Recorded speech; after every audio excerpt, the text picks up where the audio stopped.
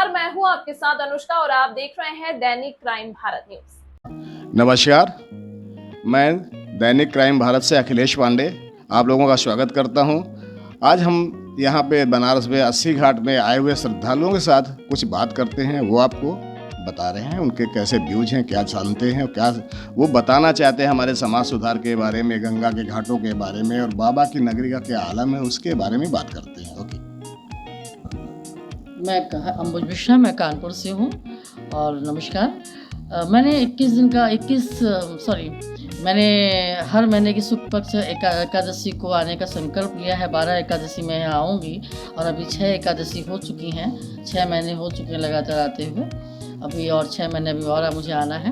इन 6 महीनों में बनारस में घाटों की स्थिति और इस पर गलियों की स्थिति पे चिंतन का विषय है और बनारस को उस पर काम करना चाहिए और व्यक्ति विशेष को काम करना चाहिए। बहुत बड़ा एम लेके आप मैम आए हैं कानपुर से और लगातार 1 साल तक का आपका ये संकल्प है, तो इस संकल्प को क्या पाना चाहते हैं आप इससे? संकल्प से पाना कुछ नहीं चाहते हैं, कभी कभी कुछ भावनाएं होती हैं और भावनाएं आपके साथ जुड़े हुए लोगों से जुड़ी होती हैं। उनके कुछ अच्छे के लिए सोचने के लिए हम लोग इस तरह के संकल्प ले लेते हैं और इससे आस्था जागृत होती है। आस्था के साथ साथ भाव भी पैदा होता है।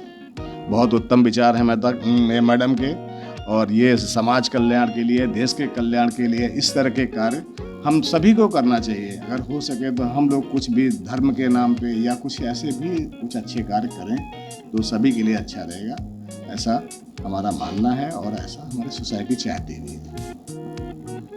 मैम, जैसे आप बनारस घूमने आए हैं तो बनारस में आप किस तरह से देखते हैं बनारस की आस्था को, और बनारस में कितना उन्नति हुई है, बनारस ने क्या क्या पाया है पिछले कुछ सालों में, मोदी जी के आने से बनारस में क्या अंतर आया है, और साथ में जो आस्था है बाबा की नगरी में जो आता है रम जाता है, उसका क्या कारण है आपके हिसाब से?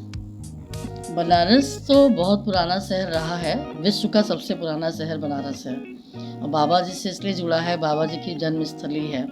अब बाबा जी के बारे में ये कहा गया है, ना उनका कोई आदि है ना कोई अंत है, लेकिन एक बार जब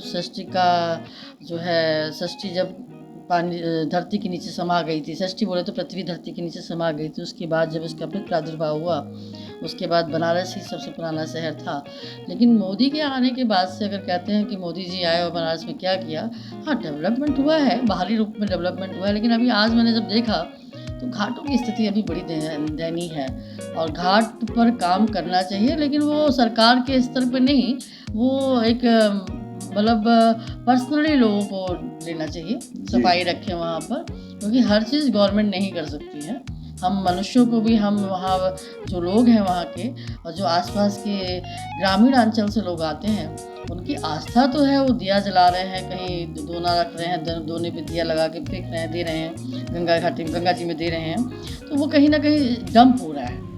तो और इतनी गंदगी थी, किसी ने फूल माला रख रखी है, किसी ने वो कपड़े वहीं पे डाल दिए हैं, तो गंदगी बहुत है यहाँ पर तो। और गलियों में भी बड़ा आलम है कि गलियों की भी गंदगी बहुत ज़्यादा है, उस पर काम होना चाहिए। मैडम के हिसाब से ये है कि अभी जैसे कि गवर्नमेंट तो कर रही है अपने स्तर पे सफाई का कार्य, बट जो यहाँ की जनरल पब्लिक है वो इतना अवेयर नहीं है, या फिर अवेयर है या फिर करना नहीं चाहते। इन सब चीज़ों को लेके थोड़ा सा है, तो कुछ सजेशन है मैम इसके लिए?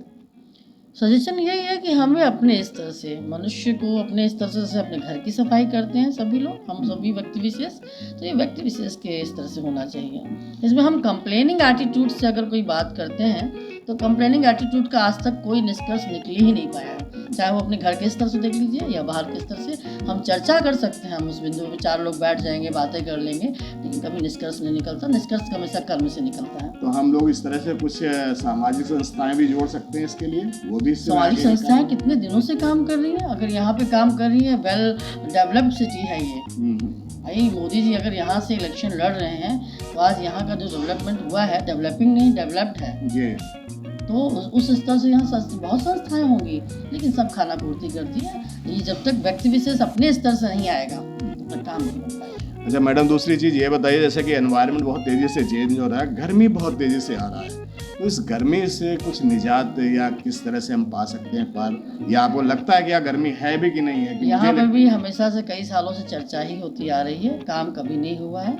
हम लग्जीरियस होते जा रहे हैं और उसकी हमें सज़ा मिल रही है, रोग के रूप में मिल रही है। हमने पेड़ काटे, हमने पुल बनाए, हम अपने साधनों पे खर्च कर रहे हैं, लेकिन उन साधनों पे खर्च करने के बाद हम प्रकृति के लिए क्या कर रहे हैं, अब इस पे कोई विचार विमर्श नहीं हो पा रहा है। विचार विमर्श हो रहा है लेकिन कार्यान्वित नहीं हो पा रहा है। तो कार्यान्वित करने के लिए चर्चाएं कम करके कर्म पे दे ध्यान दें। जी, थैंक यू मैम। ये मैडम कानपुर से आई थी, अंबुज मिश्रा हैं, और मैं अखिलेश पांडे, दैनिक क्राइम भारत न्यूज़ से आपको सब धन्यवाद। तमाम महत्वपूर्ण खबरों के लिए देखते रहिए दैनिक क्राइम भारत।